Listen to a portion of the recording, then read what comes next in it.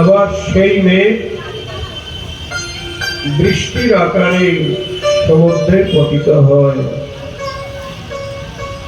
শোনা যায় সাতী নক্ষত্র তিথিতে যদি বৃষ্টির জল সমুদ্রে পড়ে, তাহলে সমুদ্রে যে ঝিনুক থাকে সেই ঝিনুকে মুক্তা হয়। আর সমুদ্র তখন রত্ন গর্ভ হয়।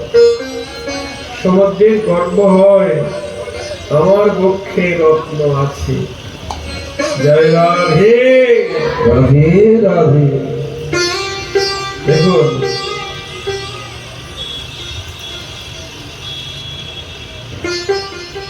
কবিরাজ গোস্বামী বলছেন, আমার মহাপ্রভু হলেন প্রেমের সমুদ্র। খুব মূল্যবান কথা। মহাপ্রভু হলেন প্রেমের সমুদ্র, আর রায় রামানন্দ হলেন ভক্ত মেঘ। তাই গৌর হরি বল। মহাপ্রভু এসেছেন রামানন্দের কাছে সাধ্য সাধন তত্ত্ব কথা শুনতে। সাধ্য বস্তু কি, সাধন তত্ত্ব কি? কিন্তু রামানন্দের কি সাধ্য মহাপ্রভুকে সাধ্য সাধন তত্ত্ব কথা শোনাতে পারে? কবিরাজ গোস্বামী বলছেন যে মহাপ্রভু হলেন প্রেমের সমুদ্র, আর রামানন্দ হলেন ভক্ত মেঘ। সমুদ্র যেমন তার বাড়ি আকাশে সঞ্চার করে, আকাশে গিয়ে সমুদ্রের বাড়ি মেঘ রূপে জমা হয়, আবার সেই মেঘ বৃষ্টির আকারে শুভক্ষণে শুভ দিনে সমুদ্রে পতিত হয়, তখন সমুদ্রের ঝিনুকে মুক্ত হয়। তেমনি গৌরাঙ্গ প্রেম সমুদ্র তিনি কি করলেন? রামানন্দের হৃদয় আকাশে প্রেমবাড়ি সঞ্চার করলেন, কৃপা শক্তি সঞ্চার করলেন রামানন্দের হৃদয় আকাশে। সেখান থেকে সেই রামানন্দ ভক্তরূপ মেঘ থেকে সিদ্ধান্ত রত্ন বৃষ্টি বরিশাল হচ্ছে। কোথায়? গৌরাঙ্গ প্রেম সমুদ্রে। তাই গৌর হরি বল। আর ভক্ত রামানন্দ রূপ মেঘ হতে সিদ্ধান্ত রত্ন বৃষ্টি পেয়ে গৌরাঙ্গ প্রেম সমুদ্র আজ সিদ্ধান্ত রত্নের আকর হয়েছে। গৌর প্রেম সমুদ্রের আনন্দ ধরে না। তাই গৌর হরি বল, হরি বল, হরি বল। এক কথায় গৌর হরির কথা। গৌর হরি যদি কৃপা করে কাউকে না বলার, তার সাধ্য নয় তার কথা বলতে পারে। তার কৃপাতেই তার কথা বলা যায়।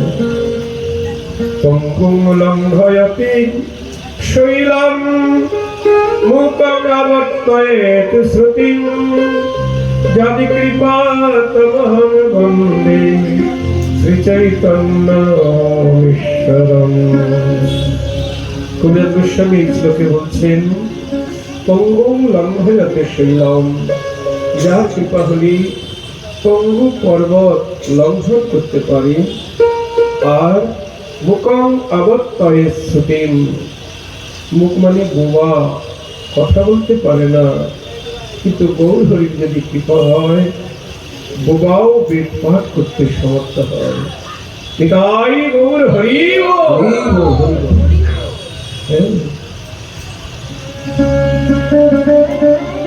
আপনাদের কাছে আমারও নিবেদন যে আপনাদেরকে হরি কথা শুনিয়ে সুখ দেব, আনন্দ দেব, সেই যোগ্যতা আমার নেই। মহাপ্রভুর করুণা আমার প্রতি কতদিনে পাবো জানি না, কিন্তু আপনারা তো মহাপ্রভুর প্রাণপ্রিয় ভক্ত পার্ষদ, আপনারা কৃপা শক্তি আমায় সঞ্চার করবেন। আপনাদের কৃপাতেই আপনাদের গৌরহরির কথা আপনাদের কাছে বলবো। এটাই গৌর হরি হরি হরি। কালকে বলেছিলাম মহাপ্রভু অবতারের মুখ্য কারণ প্রেম নাম প্রচারিত এই অবতার সত্যই হেতু, কিন্তু এহ বহিরঙ্গ, ইহা ছাড়া আছে আরেক অন্তরঙ্গ। সেটা কি?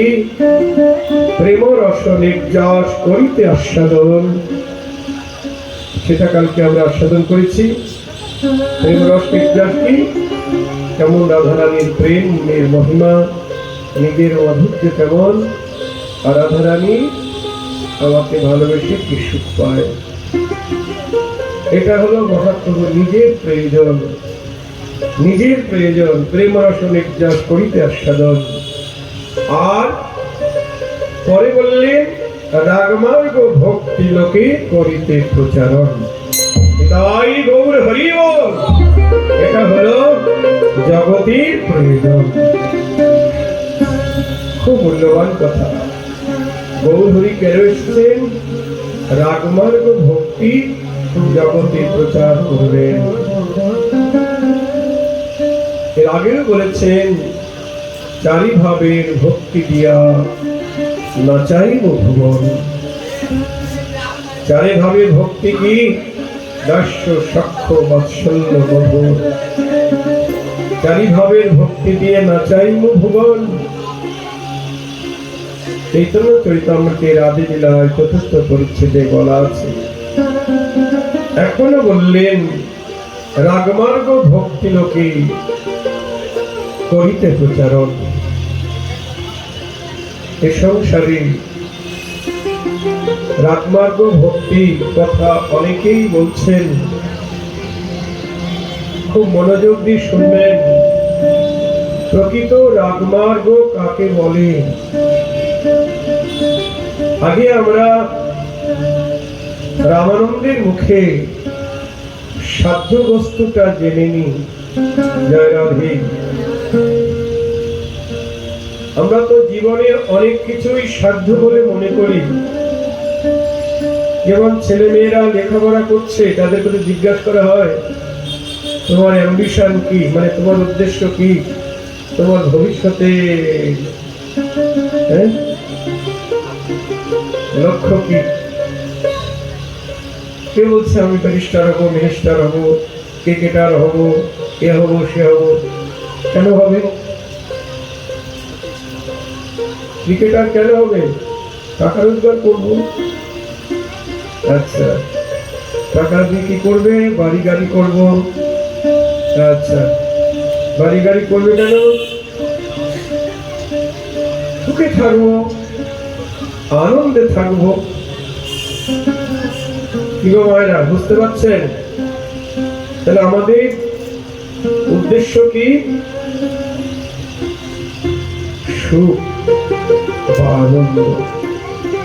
বাড়ি গাড়ি টাকা পয়সা, মিনিস্টারি ব্যারিস্টারি ক্রিকেটারি যা কিছু করছে, সবকিছুর মূলে সুখ বা আনন্দ। কিন্তু আমাদের গৌড়ীয় বৈষ্ণব দর্শন বলছেন এই জগতে কোথাও সুখ নাই।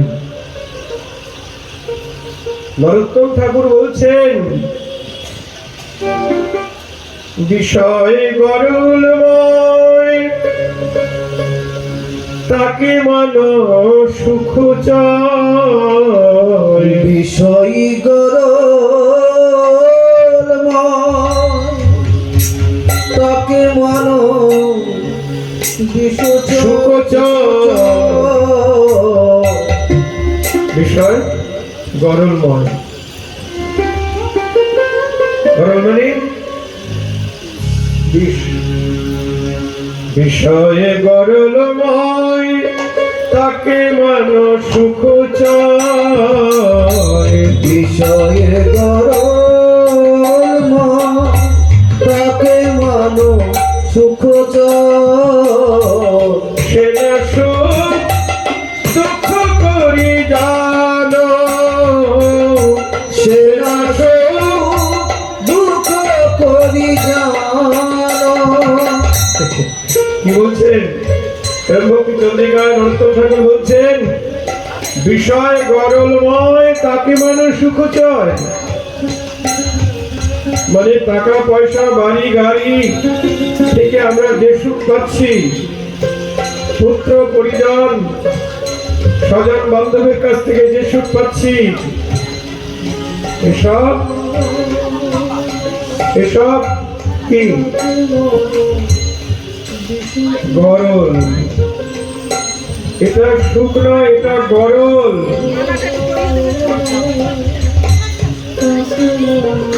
বিষয় গরলময় তাকে মানুষ সুখ চায়। সে না সুখ দুঃখ করি জানো বা দুঃখ করি মানো। এই সুখকে দুঃখ বলে মনে করো, এ সুখ সুখ নয়। সনাতন শিক্ষায় মহাপ্রভু বলছেন, কাম ক্রোধের দাস হইয়া, কাম ক্রোধের দাস হইয়া তার লাথি খায়, তার লাথি খায়। দণ্ড জনে রাজা যেন নদীতে চুবায়, রাজা যেন নদীতে চুবায়। অজ্ঞান অন্ধজীব কি করছি? কাম ক্রোধের দাস হয়ে তার লাথি খাচ্ছি। আমাদের মন্দিরে অনেকেই আসে, বাবা আসে, মা আসে, স্বামী আসে, স্ত্রী আসে, মাঠটার খেয়ে আসে, এসে বলে আমার কেউ নেই, কেউ নেই। মার খেয়ে এসেছে, সন্তান বাবা মাকে মেরেছে, বাবা মা চলে এসছে, আমার কেউ নেই। সেটা তো বুঝতে পারছি কেউ নেই, ঠিক আছে, কিন্তু একদিন পরেই আবার ফোন করে বলছে আমি এখানে আছি। বলছে বাবা আমি যাই। কোথায় যাবে? বাড়ি। তুমি না বলে তোমার কেউ নাই? তখন তো বলেছিলাম কেউ নাই। আমার একটা ভক্ত মেয়ে, বয়স হয়ে গেছে, চুচুড়াই বাড়ি। তো বলছে বাবা ওরা আমাকে বলে তুমি বাড়ি থাকো কেন, আশ্রমে চলে যেতে পারো না? বয়স হয়ে গেছে তো, এখন বোঝা হয়ে গেছে। ভালো বলেছে,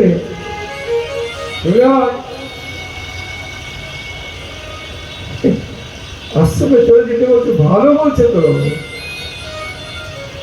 তোকে যে ঘর পাহারা দেওয়ার জন্য রাখছে না, এটা তো মঙ্গল।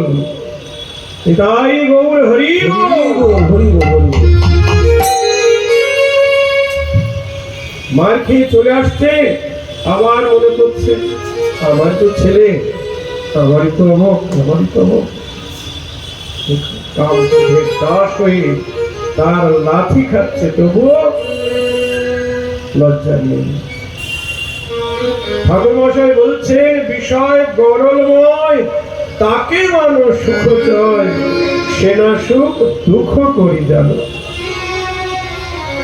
আরেকদিন এক ভক্ত বলছেন, কলকাতায় বাড়ি, ৫ তলা বাড়ি, চাকরি করতো, রিটায়ার হয়ে গেছে, স্বামী স্ত্রী বুড়া হয়ে গেছে। তার ছেলে তো চাকরি পেয়ে আমেরিকায় থাকে, ওখানে ঘর বাড়ি করে নিয়েছে, পত্নী নিয়ে ওখানেই থাকে, কলকাতায় আর আসে না। বলছে আপনি তো ভাগ্যবান, ছেলেকে মানুষ করেছেন। বলছে না, আপনারা এরকম মানুষ করবেন না, এরকম ছেলেকে মানুষ করবেন না। এখন আমাদের অসময়, বাড়ি আছে, গাড়ি আছে, সব আছে, কিন্তু দেখার কেউ নাই, তাদের আসার সময় নেই। তাই গৌর হরি বিষয় গরলময় তাকে মানুষ সুখ চায়, সে না সুখ দুঃখ করি জানো।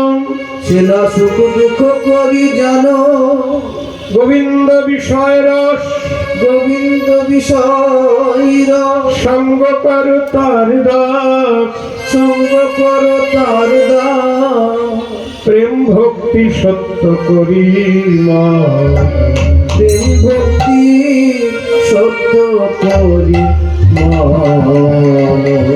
নরোত্তম ঠাকুর বলছেন গোবিন্দ বিষয় রস সঙ্গ করো তার দাস। যারা গোবিন্দ বিষয়কে নিয়ে আছে, সংসারে আছে বটে, কিন্তু গোবিন্দের সংসার করে নিয়েছেন। যেমন তিন পুত্র সঙ্গে নাচে সেন শিবানন্দ, পঞ্চপুত্র সঙ্গে ভজে রায় ভবানন্দ। যারা গোবিন্দ বিষয় নিয়ে আছে, সঙ্গ করো তার দাস। সেই গোবিন্দ বিষয় নিয়ে যারা আছে, সেই ভক্তির দাসের সঙ্গ করো। হরি বল।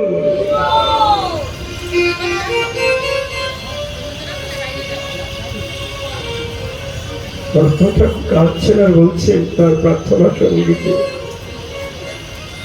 কৃষ্ণদাস কবিরাজ রসিক ভগত মাঝ। কৃষ্ণ দাস কবিরাজ রসিক ভগত যে রচিল চৈতন্য চরিত, যে রচিল চৈতন্য চরিত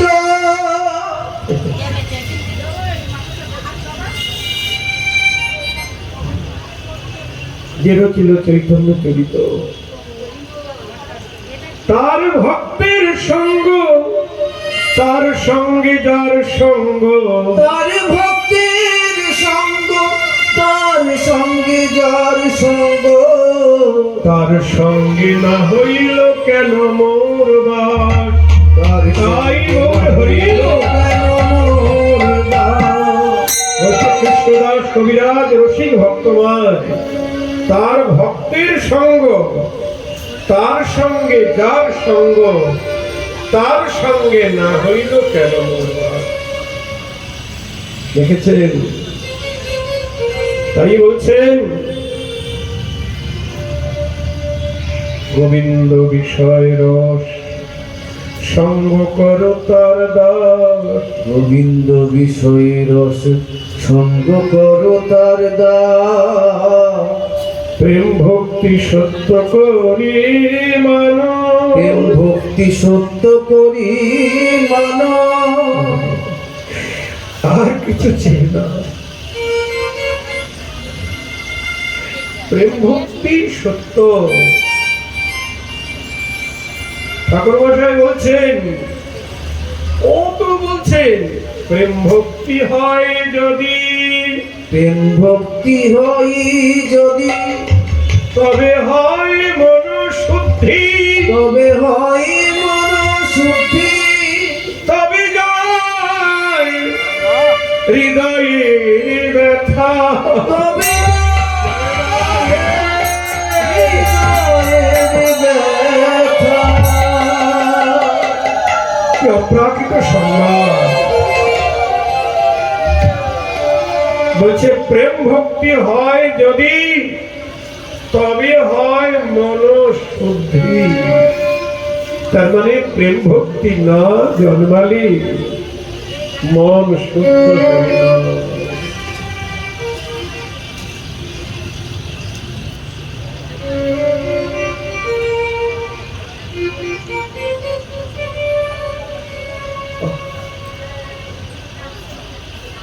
প্রেম ভক্তি হয় যদি, তবে হয় মনশুদ্ধি, তবে যায় হৃদয়ের ব্যথা।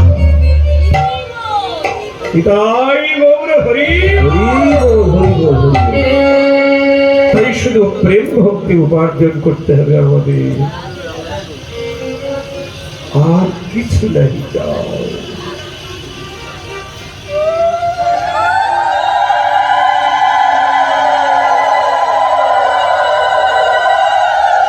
নিতাই গো হরি গো হরি গো হরি গো।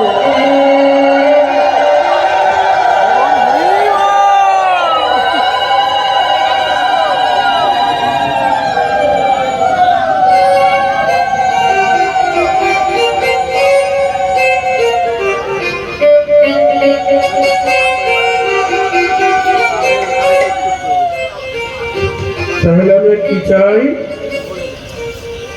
সুখ বা আনন্দ। কিন্তু এই সংসারে কোথাও সুখ নাই। ছেলের কাছে নেই, মেয়ের কাছে নেই, স্বামীর কাছে নাই, স্ত্রীর কাছে নাই। বাড়ি গাড়ি, টাকা পয়সা, ফুটবল, ক্রিকেট, মিনিস্টারি, ব্যারিস্টারি, কোথাও সুখ নাই। একেবারে যে নাই তা নয়, আছে। কেমন সুখ আছে? বৃথাই সেবিনু কৃপণ দুর্জন, বিথাই সে বিনু কৃপণ দুর্জন,